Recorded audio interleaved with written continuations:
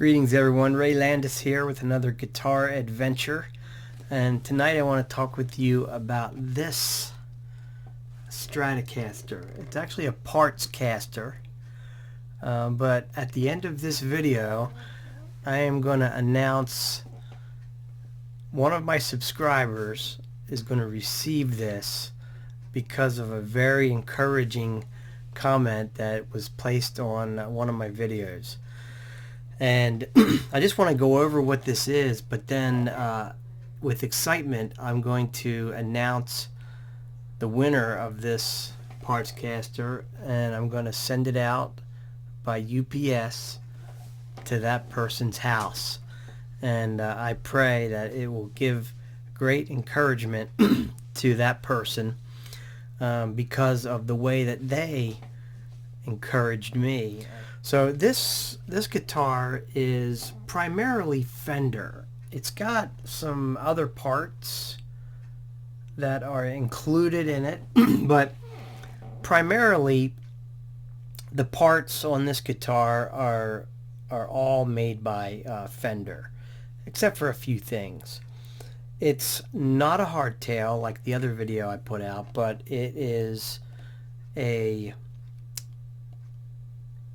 conventional, like a vintage style 6-screw tremolo. And if you can see inside of the back plate there, I've replaced it with a really nice brass block, and it's like they call it a shorty block but it's actually put into a body that could hold a regular full-size tremolo anyway. This body came from a Stratocaster, and in one of my other videos I took a Stratocaster and kind of worked it over and turned it into a really nice instrument, almost completely stock. I just replaced a few things with something almost similar to what it had in the beginning. But it turned out to be a really great instrument. And one thing about the Stratocaster is that even though it was designed to be like a domestically sold instrument, it was made overseas, and it did have a full-size body, and the thickness of the body and everything was very similar to a regular Stratocaster. Now the difference is that the neck pocket is shaped a little bit different. It actually will receive a regular Stratocaster neck, but there's a small gap between the end of the neck and the back of the neck pocket. Doesn't create any problems, and the pick guard covers that totally. And I put actually some foam in there, some insulation. That's one of my favorite things to do. I actually do that inside of the tremolo cavity as well, so that the springs don't make any noise. And what that foam is, it's actually like a tape, and the foam's about this thick, maybe 3/8 of an inch thick, maybe not quite that thick, and it is sticky on one side. It's used for air conditioners to try to put around the window to make a tight seal.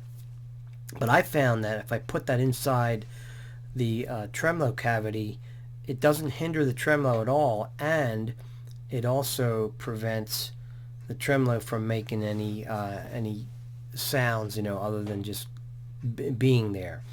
Now I've got this tremolo decked completely tight against the body, but it is a functioning tremolo, and it is able to be loosened up so that the tremolo will work, and it's a great tremolo system. I got that tremolo from GFS. It's got a brass block, and it's a really nice piece. This unit originally had one of the import type of back plates with the screws that are like one across from the other, but I replaced it with a regular black Fender back plate. So that's a regular Fender back plate that I replaced it with. So all that's been redone. All the wiring has been redone on this. and these pickups are actually Fender Tex-Mex, and I ordered this as a pre-wired pick guard with the cream colored pickups, and so these knobs and this switch tip is all designed to match the pickups. This is a regular Fender Tex-Mex, you know, the large pots. It's got the nice oak Grigsby full-size switch and everything.